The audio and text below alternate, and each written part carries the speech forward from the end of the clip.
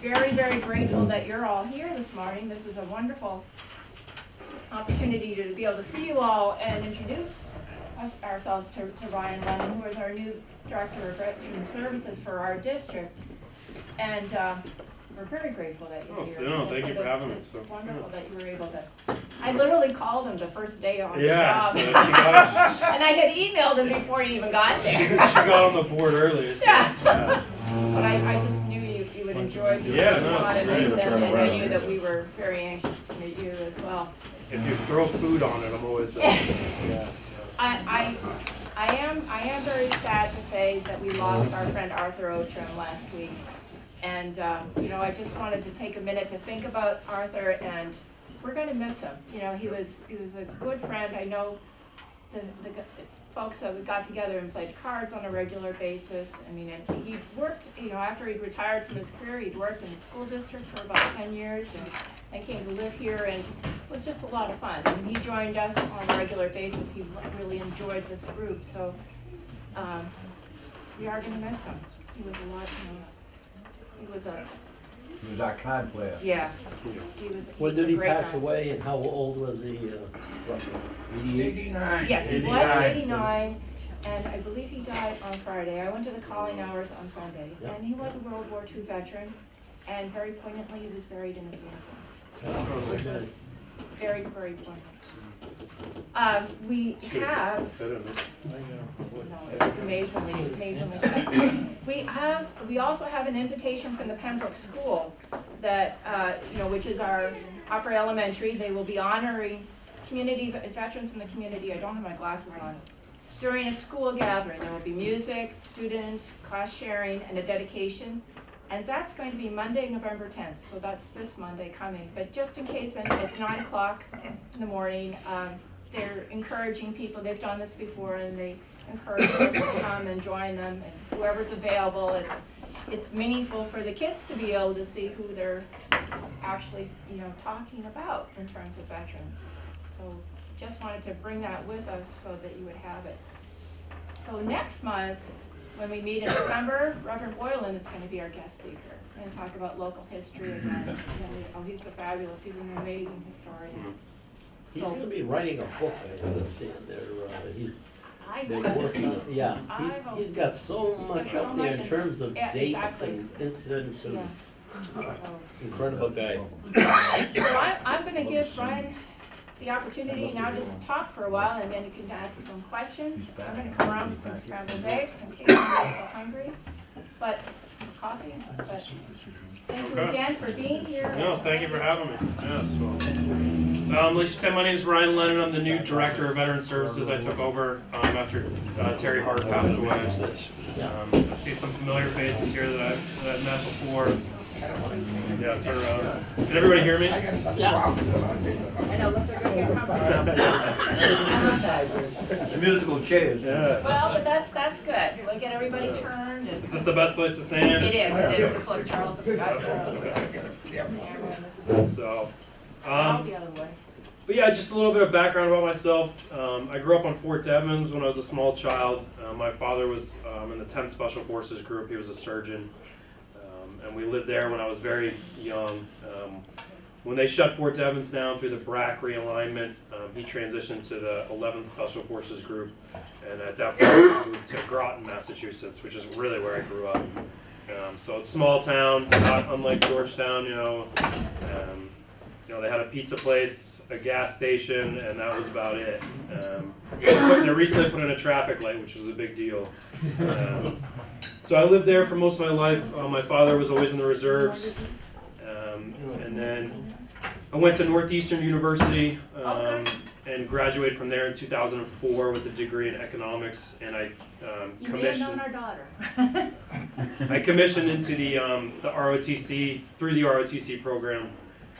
So after I graduated, I was a second lieutenant, and I was originally a field artillery support officer. So I was attached to an infantry company, calling in direct fire assets, things like that. I got attached to the 82nd Airborne Division in Fort Bragg, North Carolina, and I served with them from 2004 to 2008. In 2006, we rotated to Iraq for a combat deployment, and we were there about 15 months total. I did a lot of different jobs there. I was a young lieutenant, so I was initially a platoon leader for an infantry maneuver platoon. And then when I became a captain, I transitioned to the operations side of the house, and I was a battle captain and an operations officer. So I separated from the Army in 2008. I moved back here to Massachusetts. Kind of spun my wheels for a little while. I was a tree climber, something I had done in college as an arborist. So I still got my adrenaline kick a little bit. And then after that, we moved down to the Virgin Islands, and I lived in St. John for a few years, sailing boats and kind of being a kid again. After that, we moved back up here, and we moved to Newburyport, where I lived for a little while. And then we moved out to Plum Island last year, and most recently moved up to Amesbury. And then in that time, I was the Director of Veteran Services in Lexington. The Bedford Veteran Service Officer had passed away unexpectedly, so we merged the two towns into a district. So we had a small district down there with Lexington and Bedford. But population-wise, it's about the same as our district up here, which is currently 8 different communities.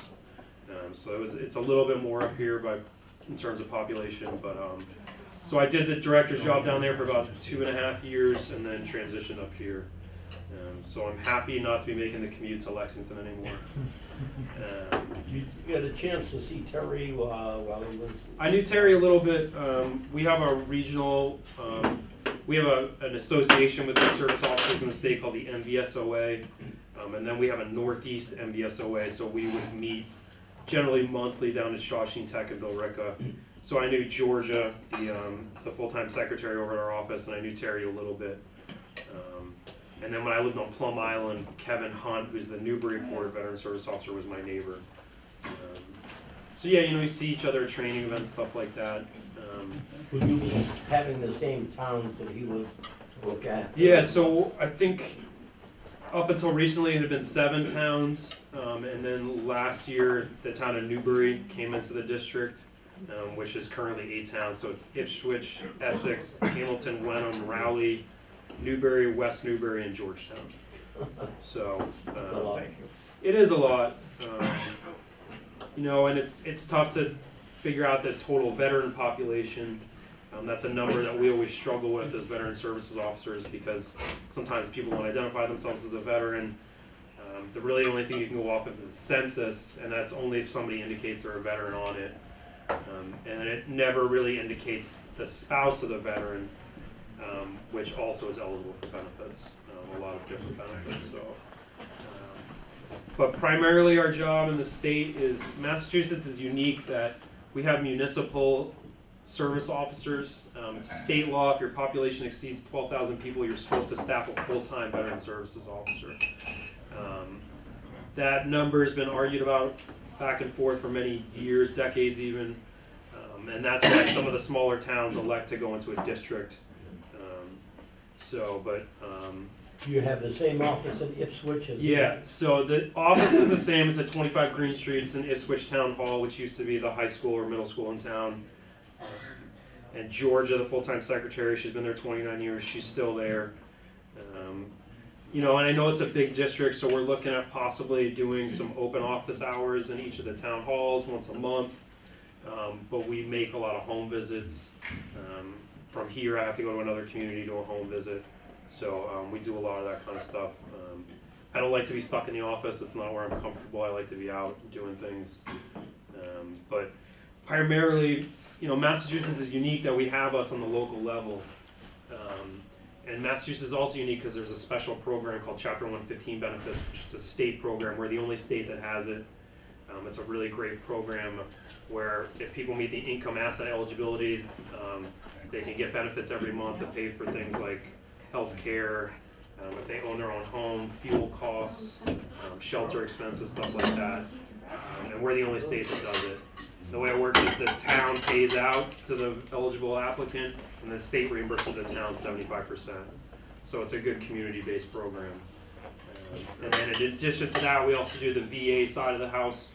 So we help people file for VA claims, get their discharge paperwork, their medals, get government headstones and markers, all those kind of things. So, you know, we process a lot of VA service-connected disability claims, pension claims, all those different federal stuff. But the state program is really the one we can have the most effect on people. And it's tough to get the word out about that program. You know, you can tell people, you can put it in a COA newsletter, but really we found that the community level is the best word of mouth. People know who's kind of living on that fixed income, doesn't have a lot left at the end of the month. If you let them know about the program, they can contact us. We can see if they're eligible. And we manage that program. We don't have to submit paperwork to the federal side. You know, it takes a long time. It's relatively quick with us. And then as soon as they're enrolled, the town starts paying out, and it's on a monthly basis. So it's a little bit paperwork heavy to get all this stuff together, but a little bit of work pays out a lot of dividends in the end. So if you guys know anybody that's in that community, you know, that's just living on that Social Security, their small pension, they're paying out of pocket for fixed monthly medical costs, and they don't have a lot left at the end of the month, let us know, and we could really put a lot of money back in their pocket. Is that all veterans, or is that certain sections of veterans? You have to be, well, you have to qualify as a Massachusetts veteran, and there's a table that has dates and stuff, but there's not much in the history since the World War I where you don't qualify as a Massachusetts veteran. As long as you do generally 90 days of active, sorry. One fly, good boy. Yeah, he's going after me. If you've done 90 days of active duty service, one day of which during wartime. See if it's a Republican or a Democrat. I'm telling you something. I'm gonna get one of these. Hey. It must be my red hair. He's attracted to it. Anyway. But yeah, generally a lot of people qualify. There's not much in time that you don't qualify, even for peacetime veterans. You know, if anybody was, for example, 90 days active duty service, one day during which is during wartime since 1990, you qualify as a current veteran. So Does time in the state guard go count towards your time? it can and it cannot. It depends on if you were activated under Title 10 or if you were activated for service. Generally, time in the guard for duty for training doesn't qualify you for that 90 days of Well, continuous yeah, service. no, I mean on top of a regular. Yeah, it can. Yeah, so that guard, the Massachusetts definition and the federal definition are a little bit different. But if you ever have a question, let us know. We can look up your dates. Did a lot change in 1993 as far as the benefits that you were allowed? In terms of the federal stuff? Yeah. Yeah, so the VA has gone back and forth a few different times on giving all veterans health care and then making it a means test. It's based on the veteran population, their resources. So answer to your question, yes. Currently, if you want to enroll in VA healthcare, you have to submit income verification information and asset verification, and they'll make a determination if you're eligible for benefits. Does it also go by income? It does, yeah. Yeah, so it's based on what region of the country you live in. But the best question is just to apply through the VA admissions department, and they'll notify you of what you're eligible for. Status, yeah. Yeah. Biggest thing is you need your discharge paperwork. We have a database where we can access, generally if you were a native of Massachusetts, we can pull your discharge paperwork almost instantaneously. If you moved into the Commonwealth from out of state, it's sometimes hard for us to get that. But that's a key document for all veterans to keep, not only for themselves, but for their surviving spouse, because a lot of times the spouse doesn't know where it is. That's one good thing about Massachusetts, they've got good veterans records from the time, well, from World War II. They do, yeah. Currently, it was down in Milford, I believe, and now the Archives Department has moved to Concord. And I think we're the only state that has started to scan everybody's discharge paperwork into a database.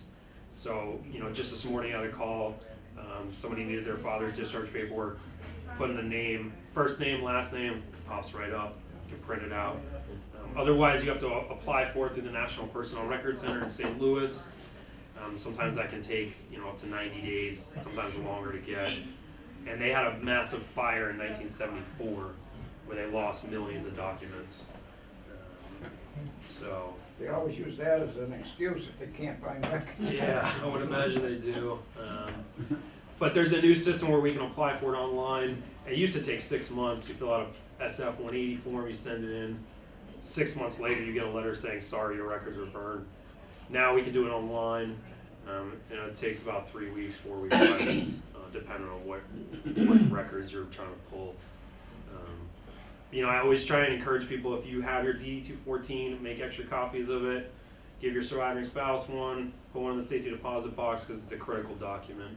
A lot of people, you know, last thing you want to talk about when you're getting out of service is hold this document, hold that document. I mean, I know when I got out, I just wanted to put Fort Bragg in my rearview mirror, and you know, when they out process you, they give you the benefits, talk, you know, but a lot of people aren't listening. I equate it to giving an 8th grader a sit down talk about saving for his 401k. Like, you know, they're not listening to you. But you know, Massachusetts is great. There's stuff we have here that nobody else has, like welcome home bonus. If you're a current veteran and you're deployed, for your first rotation, you get $1,000 tax-free. For each subsequent deployment, you get $500. If you did 6 months CONUS, they call it 6 months of active duty in the States, you get $500. So not a lot of other states do that. None of them do it at that rate that we do. So, but you know, I don't work for the VA. I don't work for the state. I work for the town. Okay, so I work for you guys in each one of our member districts. We work with the state and with the federal agencies, but we don't work for them. So. I've just got to interrupt for a second. Sure. I'm sorry, Ryan. Is somebody driving a small Toyota Corolla sedan ECJ? Yes, I got a Toyota. Somebody driving a car over here. Huh? License plate ECJ.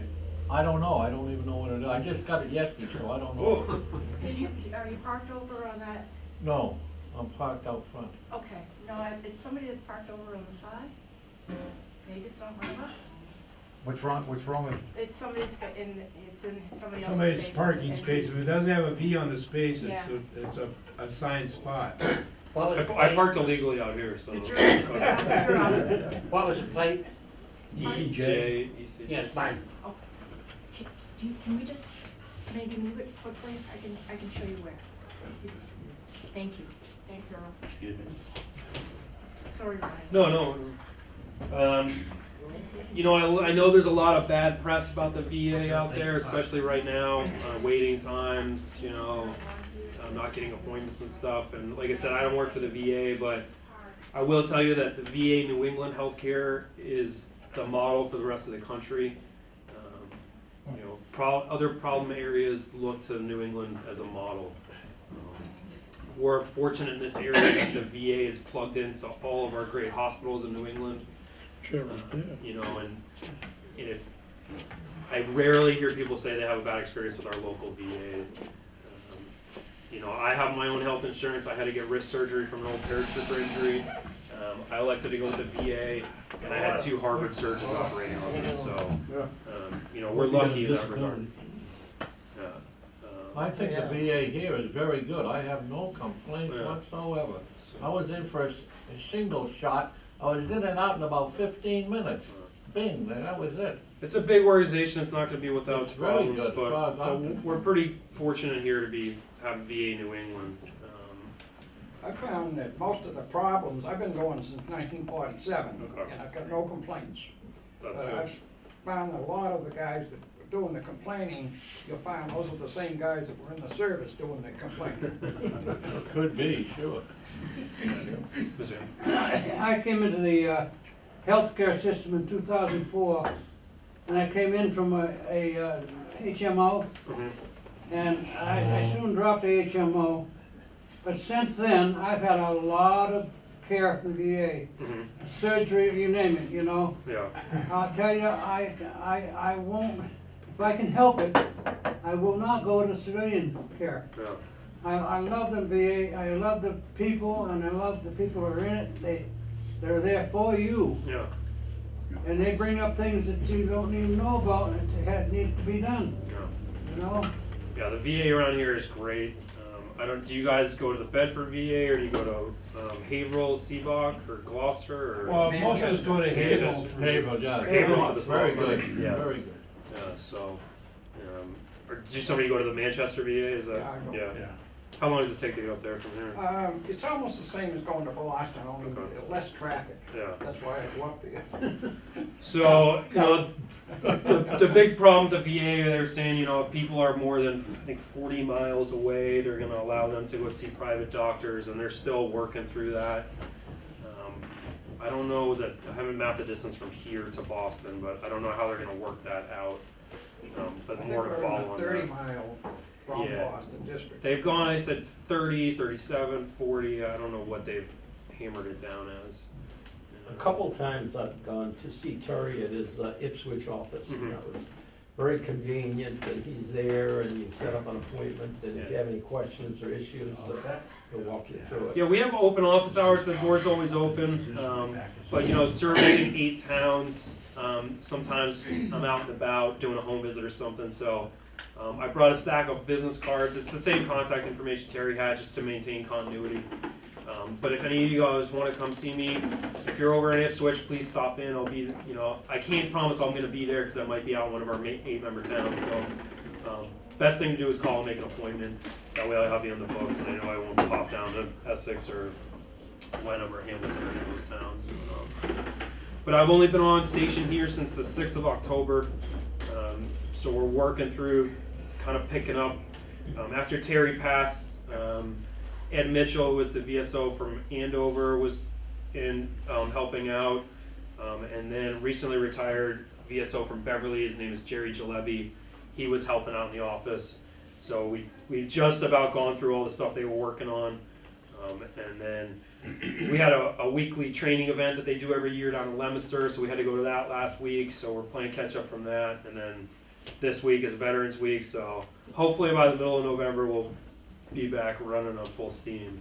The big shoes to fill. Yeah, I know, He's well known Yeah. and liked, and he's Yeah. done for years. Yeah. He's been heavily involved, everything from parades and events in each and every town. Yeah. He's usually been associated with. Yeah, it's tough to split the difference, you know, on Tuesday I have to run up to about 4 different towns because they call me first.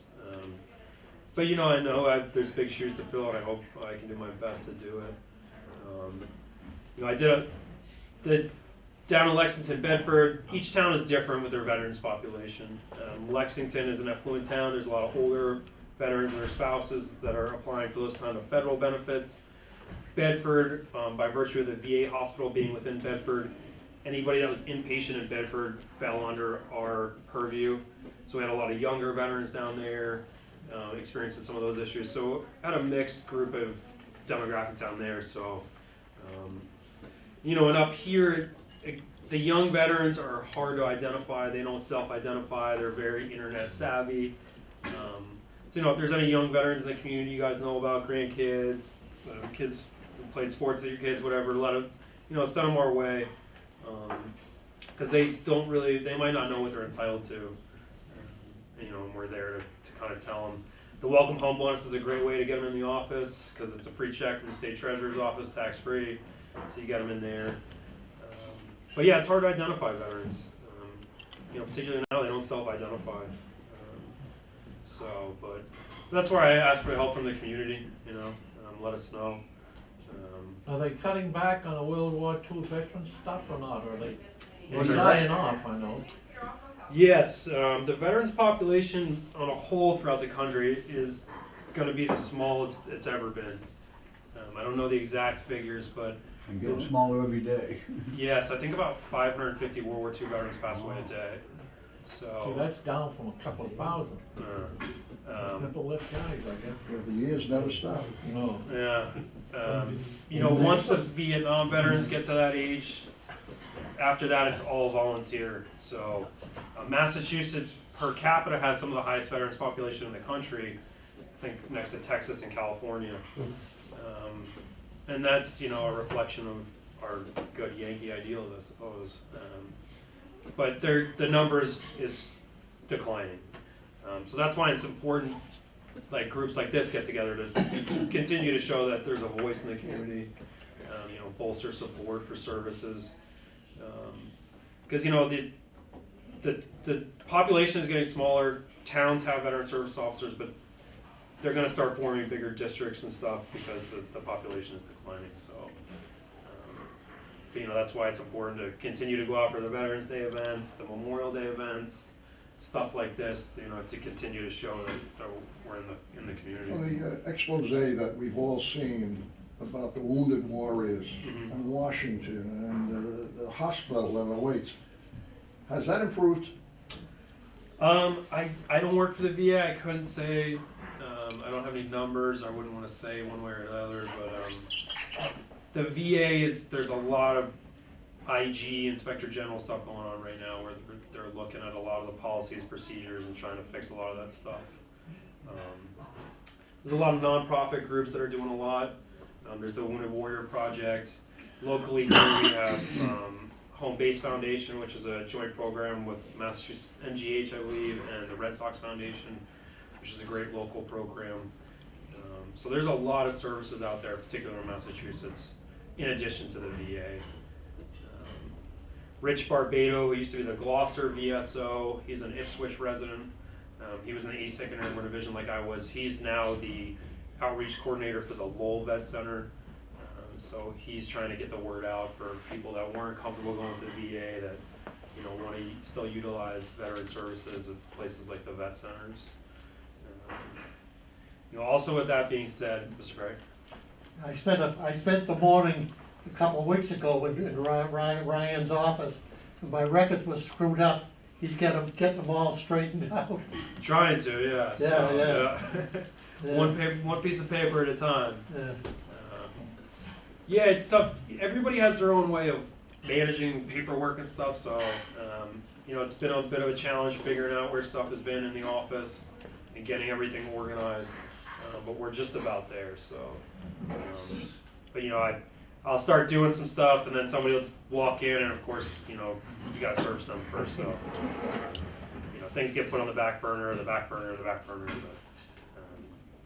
You wanted about solicitations from veterans organizations, how do you know which ones are legitimate? yeah, so that's what I was gonna segue into when you were asking The about. guy calls once a year and he wants me to put a check on the door and I'll swing by with his car, pick it up, but this sounds Yeah. phony to me. So there are a lot of predatory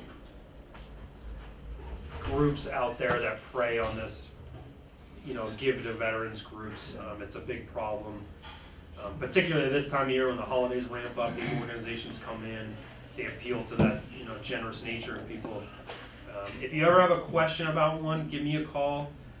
Within the Massachusetts Veteran Services Officer Association, there is a committee that is set up to investigate these groups, to see if they're listed with the state, if they're approved to be doing collections, and if not, they will research it and contact the proper authorities.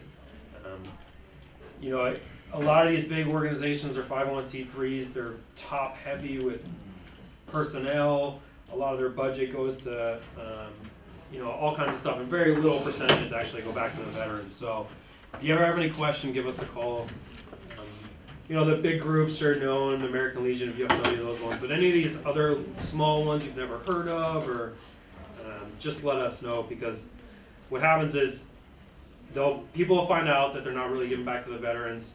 They'll move out of state, they'll change their name, they'll come right back.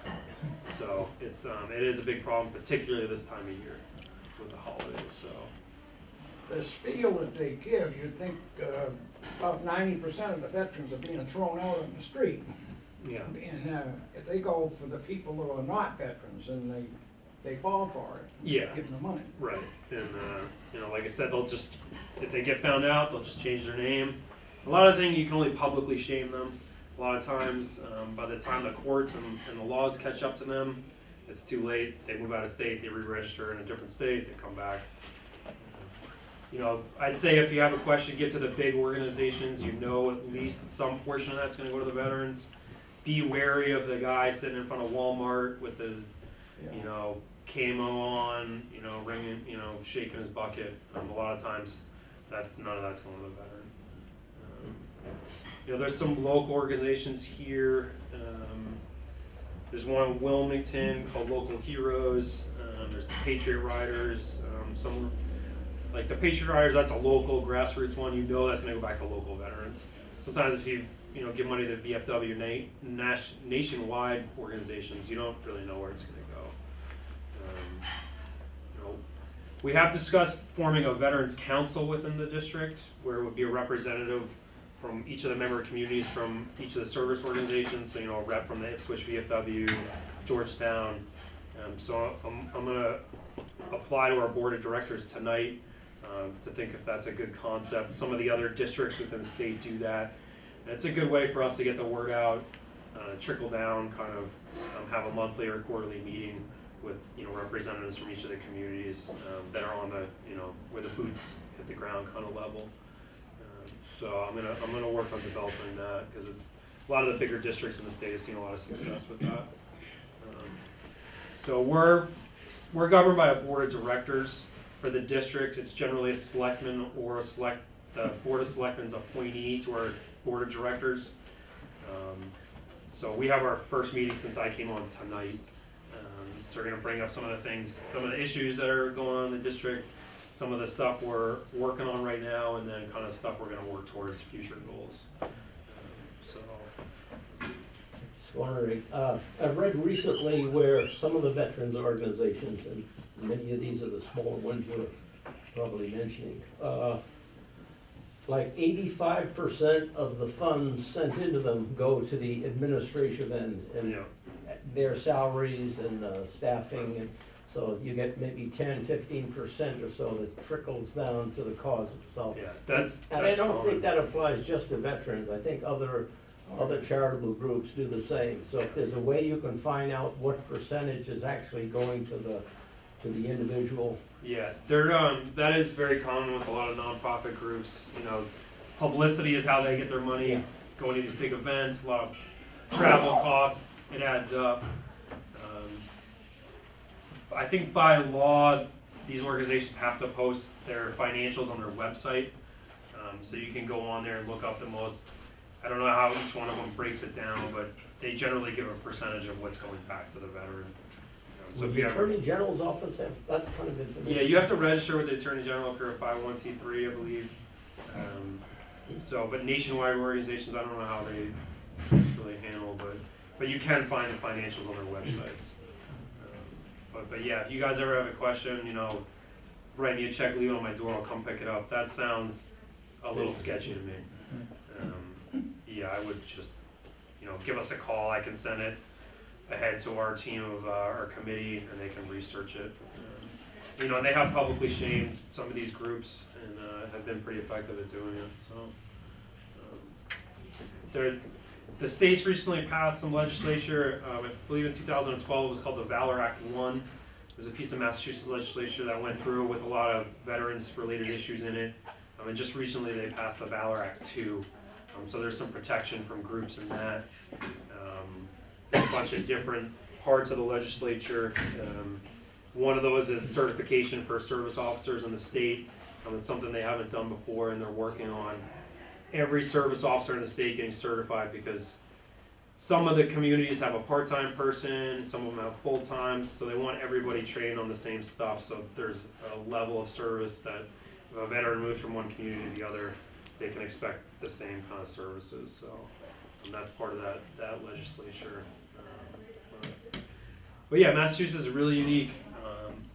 You know, I think somebody told me in Maine they have 8 service officers for the entire state. Wow.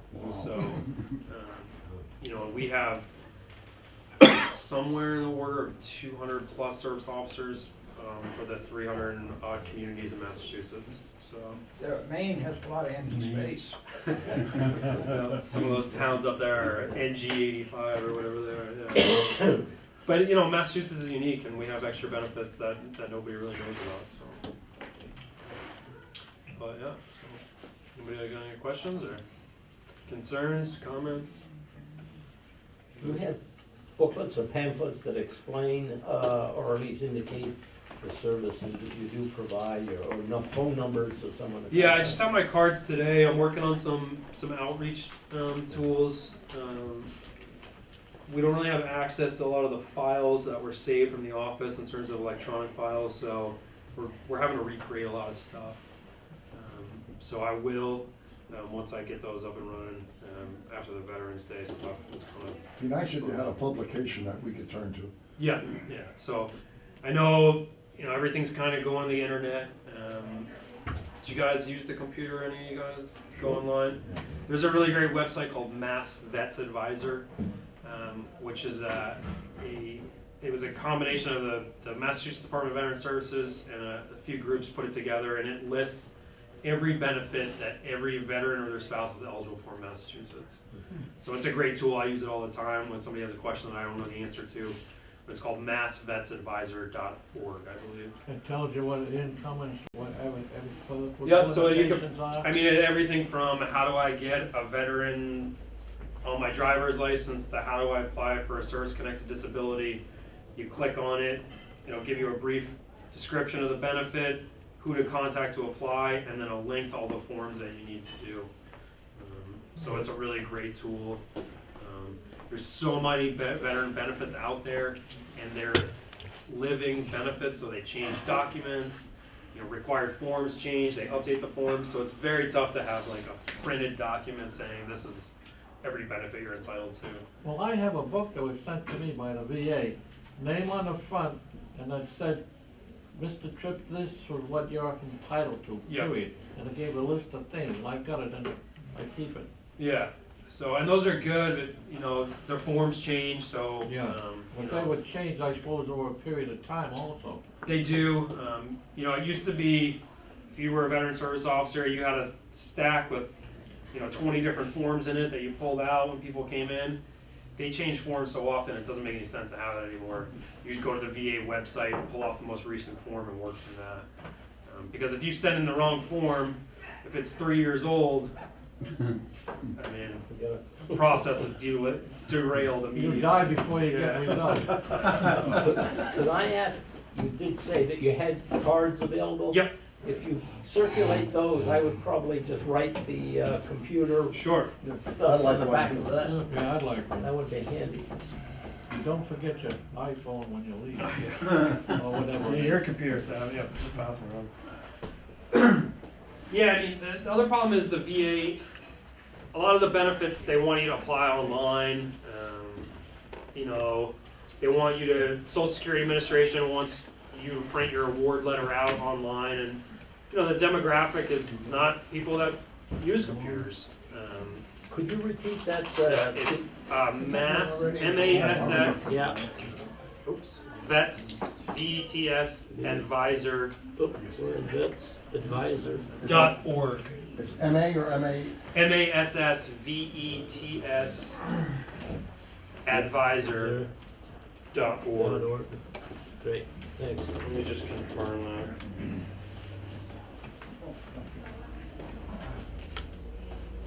You got it? You wanna write it down? Anybody need it? Yeah. It's just- that one's good. Yeah, www.massvetsad.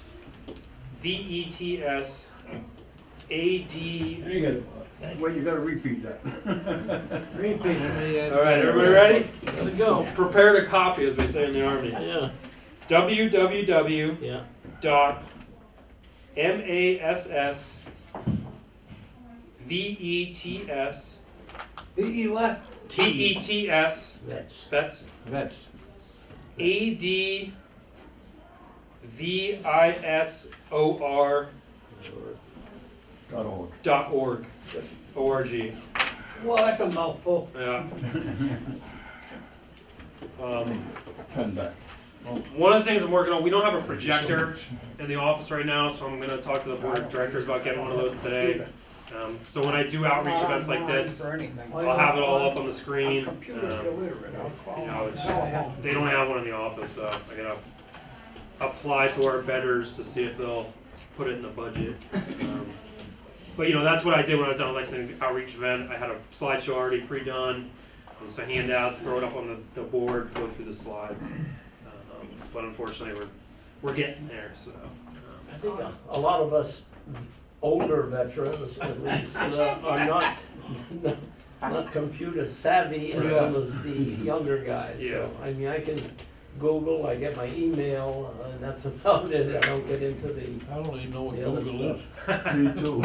Ask your 10-year-old grandson. Yeah, no, Is that like No, And I have that problem around or what? I don't know. I'll call him and he can fix it in 5-10 minutes. And that's a big problem because they'll say, oh, go check your online account or whatever. Yeah, You know, so a lot of what we do is we step in to assist veterans that aren't doing that. Yeah. The VA wants everything to be submitted electronically, scan documents, send them in. I'm not convinced they're there yet, so we still do things on paper, still sending it in on paper. You know, you can lose paper, but a file can get deleted a lot easier as far as I'm concerned. That's So, a good point. so we still do it all on paper. What happens with us is when you submit a VA federal claim for like a service-connected disability, you'd sit down with somebody like myself, we help you do the paperwork, we get all the supporting documentation that's required, and then we send it into, we have a contact officer at the JFK Federal Building, who takes a look at the claim and then he inputs it into the VA system. So it's a second, you know, guard of control, he's been doing it a long time, he looks at it, makes sure everything's good, and then he submits it. So then if there's any questions about it, we can use him to look it up. Right. Because when you submit a VA claim, if you go through like the VFW, or American Legion, or any of these other groups, they have what they call power of attorney on the claim.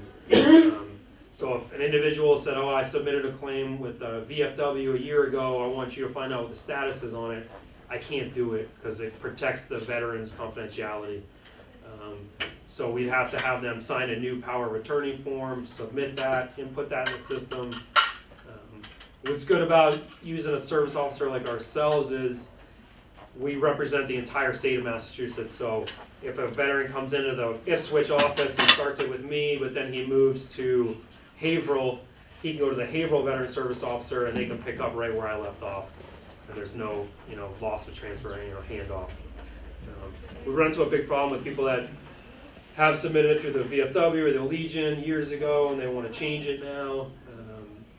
You know, we can't access the document until they switch over to us. So, and at the VFW, those groups, you know, they change people, personnel changes a lot. So, you know, so it can be helpful if you go to a municipal service officer, and that's why we're here in Massachusetts. Right. Yeah, so, anybody got any questions or anything else? All right. Great night.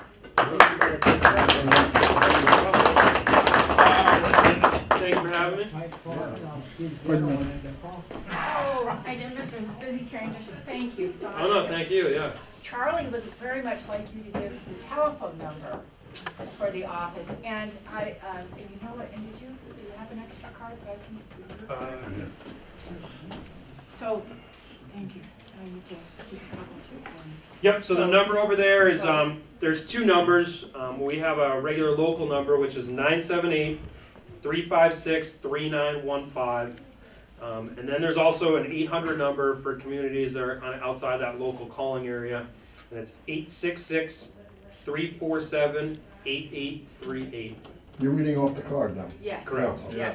I know. And I've got the number in my office too, so that, you know, if somebody at home needs the contact information, I can get that for you as well. And also the website information, so we can always get that through our office. And if as you well. guys are on your iPhones, you can always email me at I know. e.essex.vets Yeah.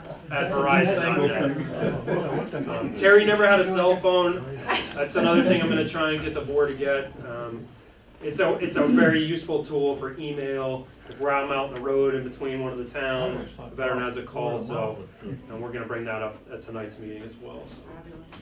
Well, we really welcome you, and we're grateful that you're here, and thank you for taking the time to come and talk. No, thank you for having me. So I appreciate it. So, Right. like I said, anytime there's breakfast involved, Oh, I do. We always, no matter what we do, we have food. I have a 2.5-year-old son and a 4-month-old daughter. So if I ever get to sit down and eat, it's a rare event. So particularly if it's not food off the floor, I'm not standing over the sink. So, I'm a good go, young. but, I'm gonna stay a long time. Yeah, me too. Thank you so much. yeah, thank you guys. Thank You you. got a Thank card? Yeah. you.